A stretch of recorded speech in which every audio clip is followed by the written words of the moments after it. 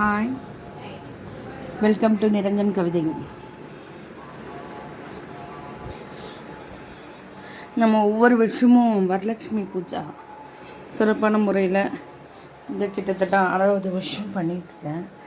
5வது வருஷம் பண்ணுறேன்.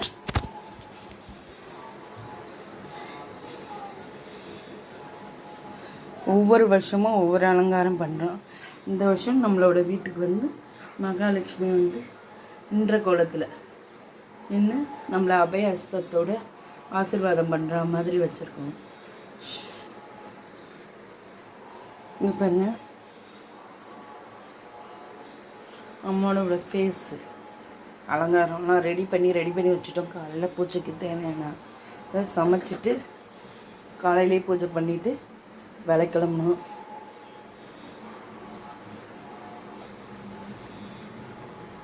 அம்மா அழகாக